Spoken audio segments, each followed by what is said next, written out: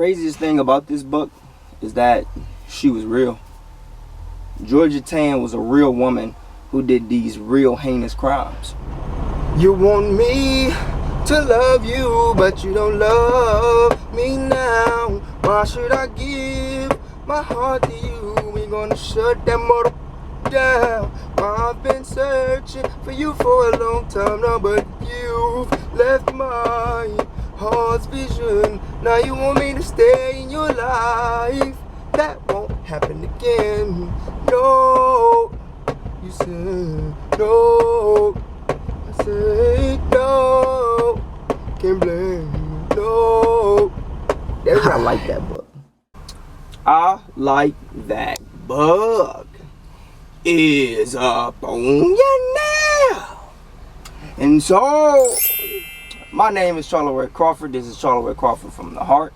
And this book came straight from the author, Lisa Wingate's heart. It goes to show you how a story, no matter how bad it may have been, how horrible it may have been, or how good it may have been, stories need to be passed on through generations so that we never forget what went down. Uh-oh. The book I'm going to be reviewing is entitled Before We Were Yours, and the book is by Lisa Wingate.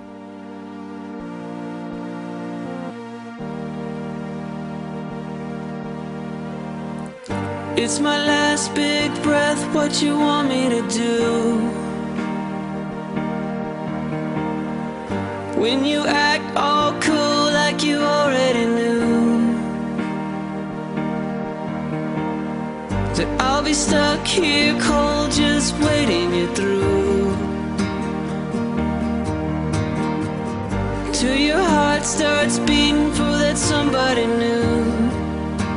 You know that it's true, 'cause it's beautiful people like you who get whatever they want.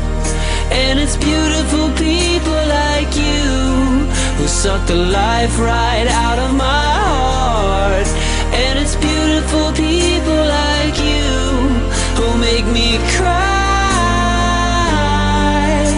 'cause nobody else could be nearly as cruel as you. Memphis, 1939. 12-year-old Rill Foss and her 4 younger siblings live a magical life aboard their family's Mississippi River shanty boat. But when their father must rush their mother to the hospital one stormy night, Rill is left in charge until strangers arrive in force. Wrenched from all that is familiar and thrown into a Tennessee Children's Home Society orphanage, the Foss children are assured that they will soon be returned to their parents. But they quickly realize the dark truth. At the mercy of the facility's cruel director, Rill fights to keep her sisters and Rill fights to keep her sisters and brother together in a world of danger and uncertainty. Aiken, South Carolina, present day.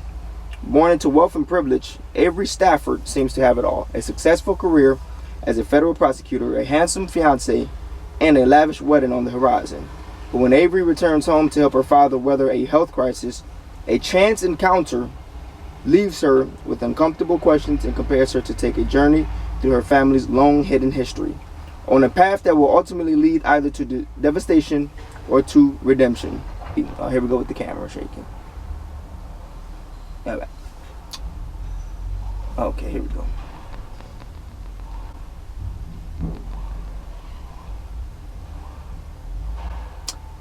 Getting unloaded, so it's gonna shake. Oh Lord. Let's see what we gotta do about this. So at the root of this story is the reign of this antagonist called Georgia Tann. Georgia Tann was a real person. She was kind of hailed in the 20s, 30s, 40s as the lead expert in, I think, child care, adoption, and orphanages and things like that.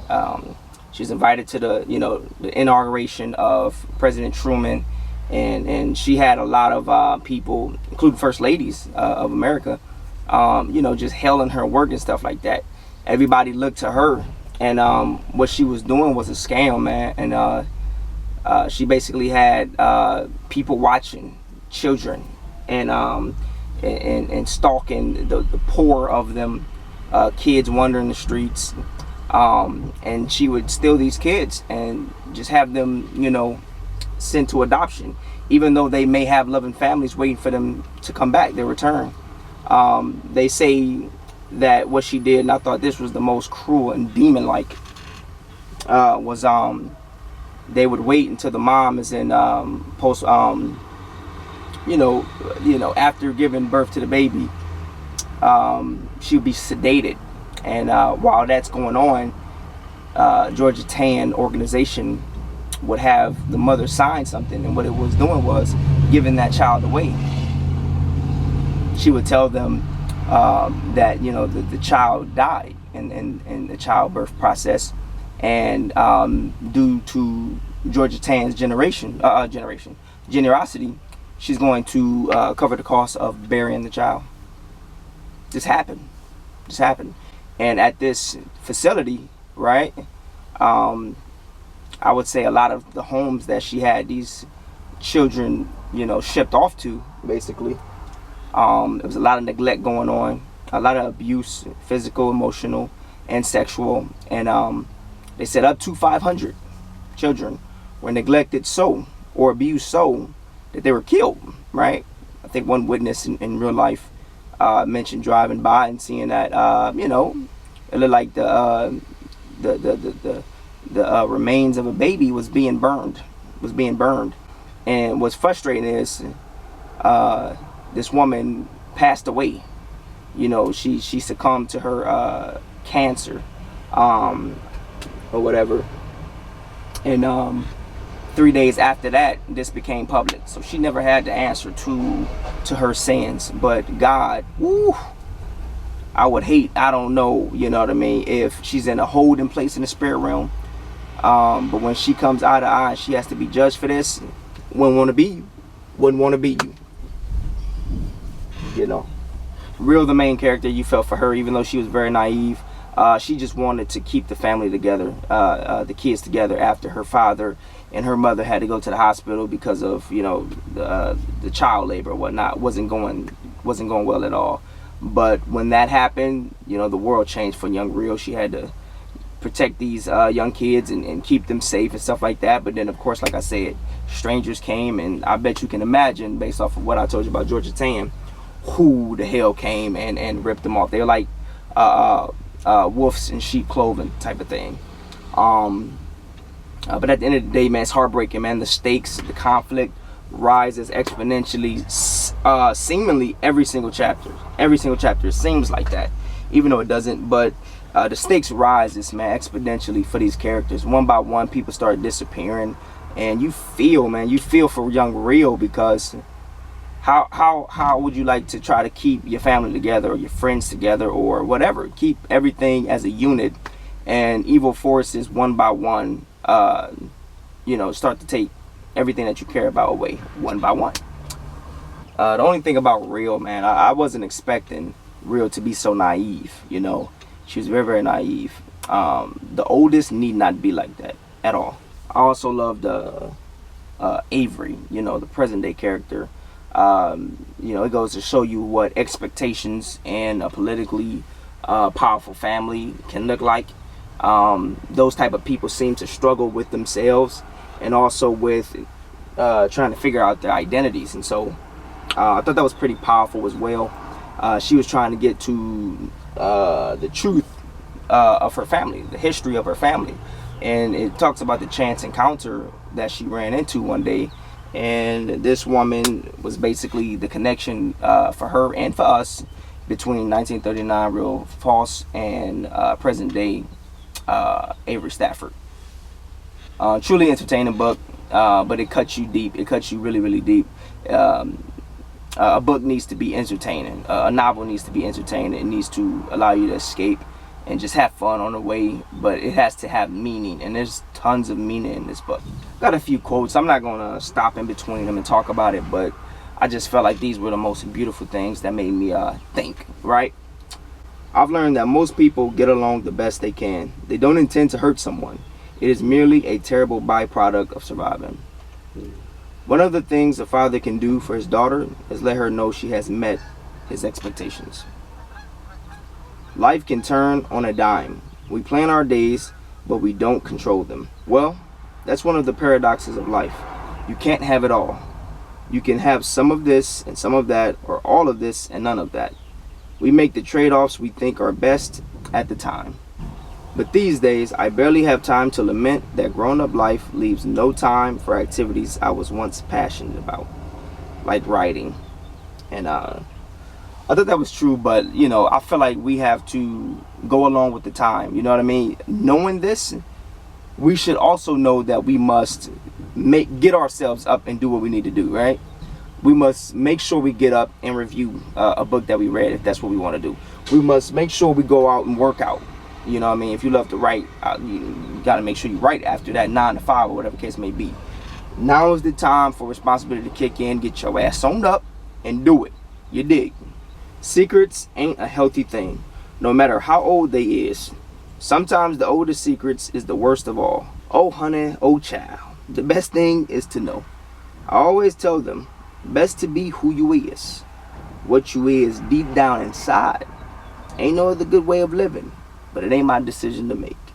I mean, this book touches on a lot of things, you know what I mean? Like I wrote down adoption, losing a loved one to nursing homes, family expectations, lawyer sense, passion, child abuse, sibling loyalty. I mean, wolves in sheep clothes. I mean, we can go on and on. This book touches on a lot of things that make you think, man. One of the things that it made me think about was something that I'm not proud of, but when is it ethical to kill, right? When is it ethical to put murder on somebody? While I was reading this book, I wanted to kill everybody at this Tennessee Children's Home Society. I really did. I really, really, really did. I wanted to end everybody's life that worked there. I wanted to make them cease from existing. I wanted to drop a damn telephone pole on them while they were leaving the facility at night to go home, right, to their families. They probably got kids and stuff like that. And so I don't do the spoiled thing, but you will feel like that because these children, who's protecting them, who's going to allow them to go back home? Nobody's coming to their aid. And so all right, I think you got the scale again. okay, go back on the scale. Yes, please. Okay, how do I go out that way or do I go out the street? You move it out right now. You go to the front, to the left, with. Okay. Yeah.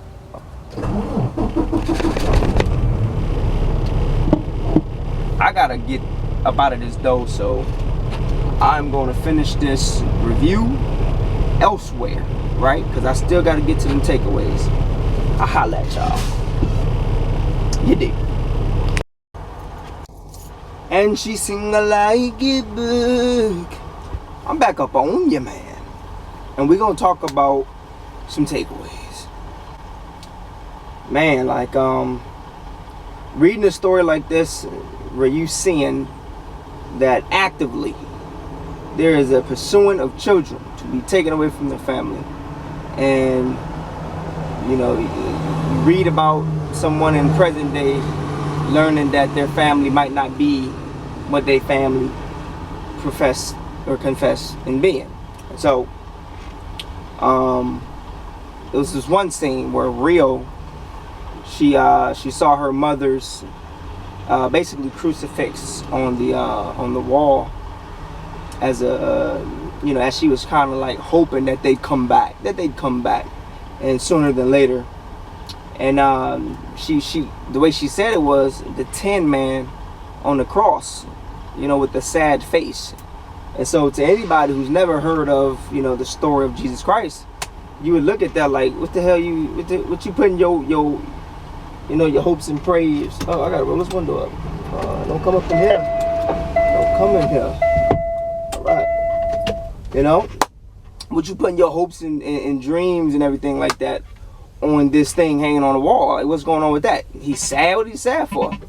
And so it just reminded me that this world is too harsh. Have something to believe in, When you ain't got nothing going in your life, but you have something that's making you hold on, right? Something that's making you do stuff for a reason, right? Is that much easier, and it's something to point to when you do come up out of it. Like, man, if I didn't believe in this and I didn't believe that. And so she looked on the wall when, you know, they were scared as children. You know, I think this was before the strangers came, and it might be a little bit after, when she was like trying to keep them away. But she saw her mother praying to it, and so she, you know what, I need some help. I need something beyond the world that I see to help me out. And so it just goes to show you that we spiritual beings, or we supposed to be. We're always supposed to look to a higher being to help us out and things like that. And so it just reminded me, man. Avery, you know, she's a daughter of powerful politicians, and you know, a lot of people know that, okay, if something goes on with her father, and he does have a health crisis going on when the book starts, and, you know, throughout the book or whatever, they expect that Avery would step up and take over. And of course, there's an identity thing that she really wanted, and if she doesn't, family gotta love her and support her anyway.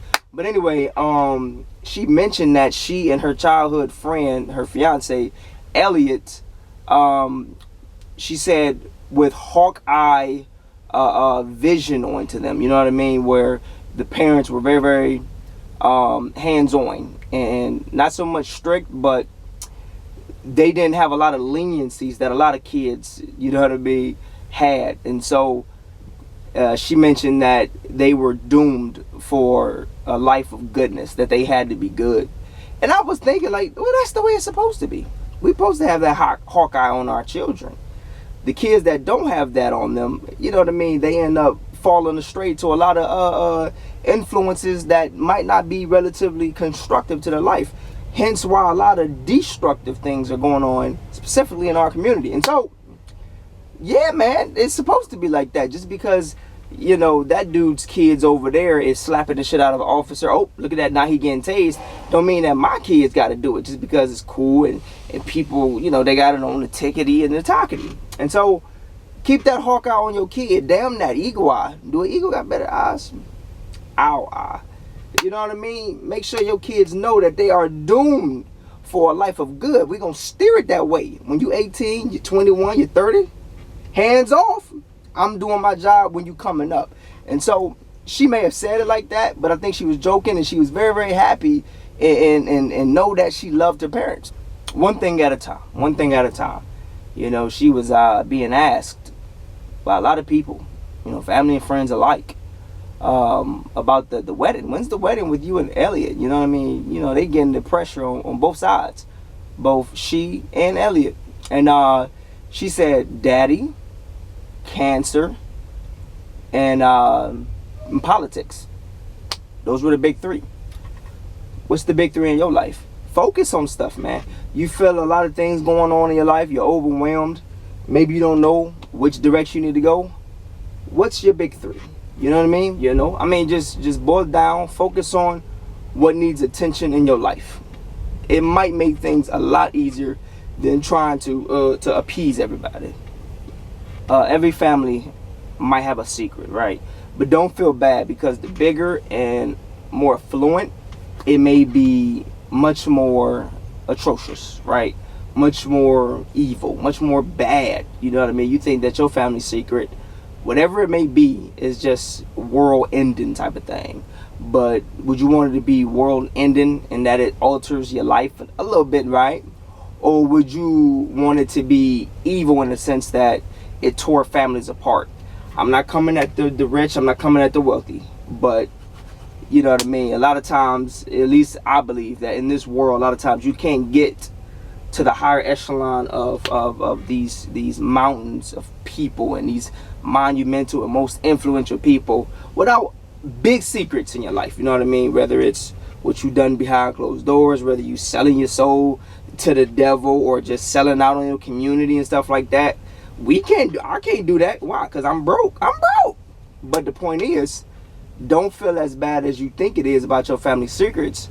Work through it and stuff like that. You know what I mean? I mean, people gonna be mad at me because of that, but I'm just saying, just when you think something is all genuine, it might be a big ass scandal.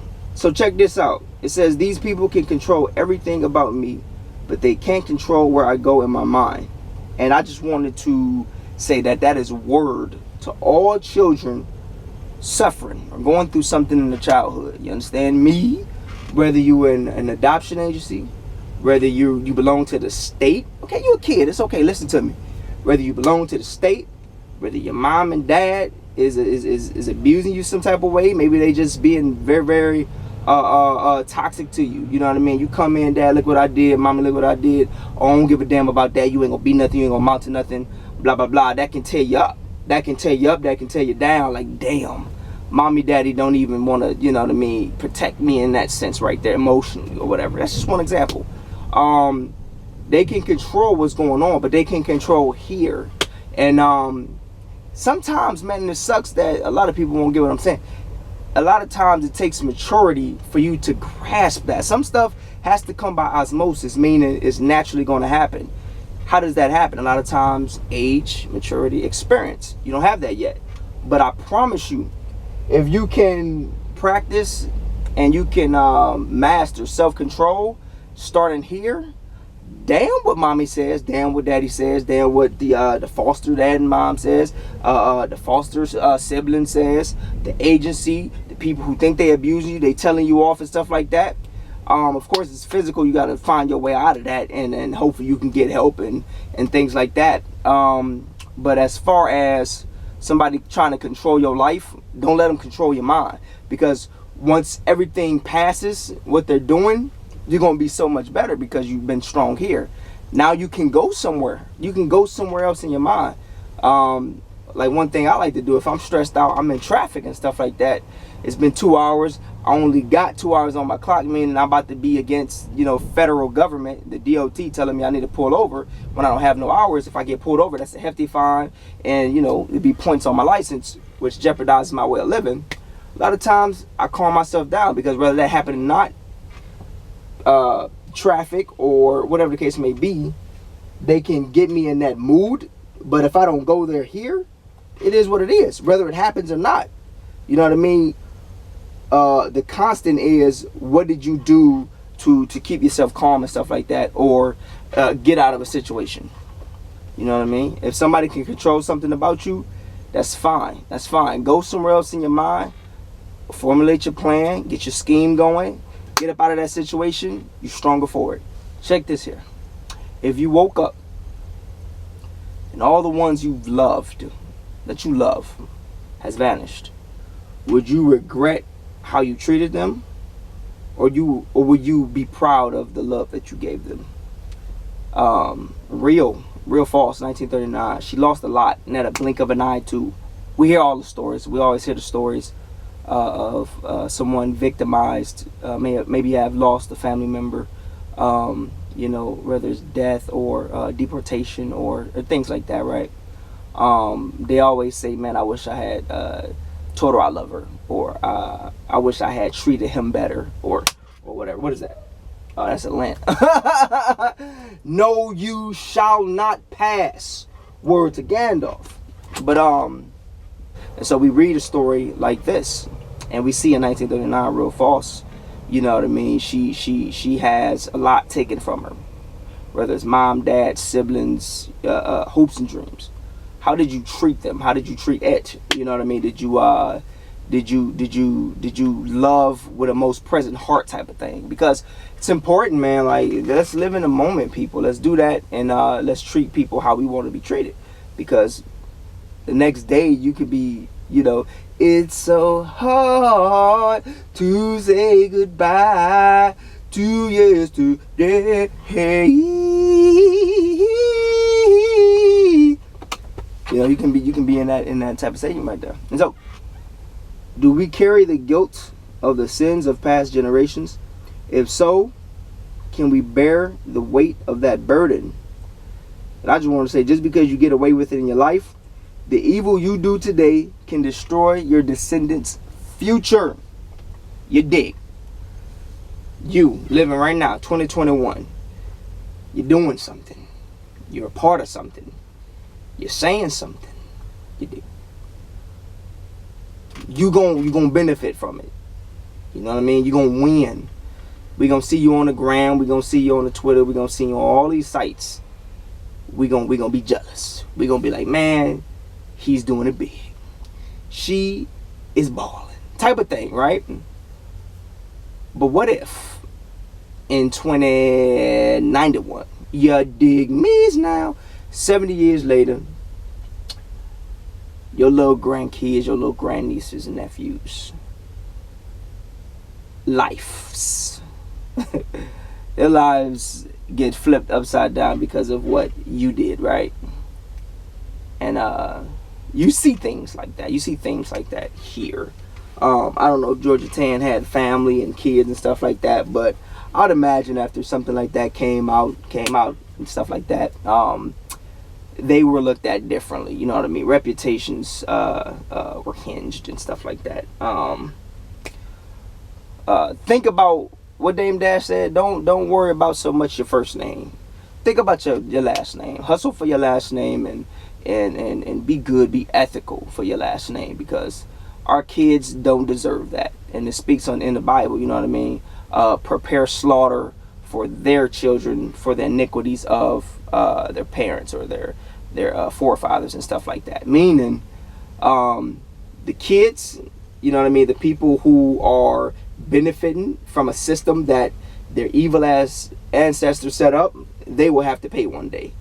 We might not see it now, but you know what I mean, it's even in the Bible. And so take care of yourself. Be good. Be a good, decent human being. You dig? You don't want your kids. Why I keep saying you dig? I like saying you dig. And so, but it's very important. Take care. I will. Ooh, this is a good one right here. Check this here. The last two books I read, they both mentioned flings. While you're in a relationship, flings, and they both hit on the idea of staying strong. And you know, that might not be fun, right? Come on, be honest. We want them to go into the fling because we like the fling. The author set up the fling as the real thing to be. And sometimes I'm not saying that. Well, I'm not saying that you not possibly with the right person, and so that person that's coming along in the fling showing you like you made a mistake and stuff like that. Those things do happen. But if you're in a marriage and stuff like that, you in it for the long call, and there's nothing really going bad in your relationship, stay strong, man. Hold on. Don't be an adulterer. Don't try to break stuff off just because it's a new exciting thing. Embrace the monotony of normal. Embrace the monotony of a good thing. Embrace the monotony of old-fashioned family. There's nothing wrong with that. It's stable. Your kids, you know what I mean, knows what's going on. They see love happening the right way. It's stuff you got to work on. I like that, but that's fine. But I just had to mention that we're going to have flings in our life, man. But it, you know, everything that sparkle ain't gold type of thing. And the grass ain't always, you know what I mean, super clean cut and green over there. And so one of the characters started talking, and she was mentioning in my 12-year-old mind. I'll stop there. You know what I mean? She said, in my 12-year-old mind. And it made me think like, yep. When I'm 12, hell, when I'm 18, when I'm 7, I think I got the world figured out. Why would this woman who's much older say something like that in my 12-year-old mind? And so that's just, again, word to the children, word to the kids out there. Your mind will change. Don't do nothing that's going to jeopardize or alter very, very negatively and permanent your life, because your mind will change, right? Your mind will change. You know, the main thing that comes up is transgenderism. If you're a kid, right? You know what I mean? You 12 and you seeing all these transgenders and you thinking that's what you are, your mind hasn't fully developed. You know what I mean? You ain't came up upon that beautiful woman and you like, you know what the hell did I get myself into? Go on become an adult. Just because these dudes over here is about to go in there and steal, just know that you going and do that, you know what's wrong. Come on, don't play me. I do something to you. The point is, they going in there and they doing what they need to do. It's cool. It's fun. They're gonna talk about it in school. You're gonna be a part of the cool kid. But you know, if you get caught, boom, that's going on your record.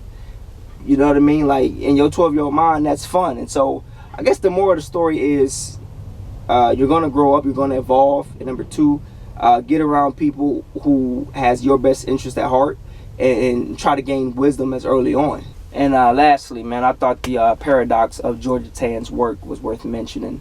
There was the paradox of she took a kid, she gave them to a movie star. That kid's life is better than 90% of us, right? 95% of us out here, 99% of us out here. But the paradox of doing that versus uprooting that family who was happy, those parents could be dying of heartbreak, right? And this kid going through that trauma and stuff like that, is it worth it? And so she did some good, right? Getting that kid that might have been with a poor family to a better way of life as far as financial speaking, and opportunity, stuff like that. But the love of the biological parents and stuff like that, nobody wished that on their worst enemies. And so the paradox is that we have to deal with, man. Like, it just makes you think, like, what would you do? Is it subjective or is it objective? Can you be biased there, or should this be universal? Like, nah, that's just unacceptable. Or is it, no, that's fine. The parents be all right, they should have made more money. Nah, man. And so it just makes you think, like, okay, what is it, or what is it supposed to be? I hold the truth that I don't give a damn if it's $1 billion, $1 trillion. Don't come take my kid away from me. And again, going back to my last takeaway, in my 12-year-old mind, I'm thinking, oh man, I would love to be a billionaire. But I'm also thinking back in my mind, don't take mommy away from me. Don't take daddy away from me. And so, I think it was evil, man, what she did. But the paradoxes, you know what I mean, they can be very complex and definitely shrouded in the gray. Long story short, right? And it was a long story. But you basically in the midst of this story, you know what I mean, you're very, very immersed. She's an excellent writer, a wonderful writer, and I'm definitely going to be looking for her work. And so it reads quicker because you're so immersed and you want to follow it all the way through without putting it down. Miss Wingate, is it Mrs. Wingate? Fantastic, fantabulous. You did your thing. You put your foot down on that one. You know what I mean? You had a mission. You had something you wanted to say. And unlike stories that are just entertaining without having meaning, this story will stay with me long after the end. And I appreciate it. And those that are struggling with your childhood or struggling with family identity, look at the takeaways that I mentioned. Hopefully you can get something out of it that can help you be a better person, and also have you have a better life going forward. And so I am definitely giving this a red shelf, not nomination, but decree that it's going to be on my red shelf. That is a 5 out of 5 stars, everybody. I appreciate it. Hopefully y'all enjoyed it. Y'all learned something. And so I'm going to get on about it, I think. Yeah, I'm that way. And so peace. Charleroi is out. And now it's time to say goodbye. Won't you please come back and say hi? Read the damn legal papers that you signed too. That's another thing.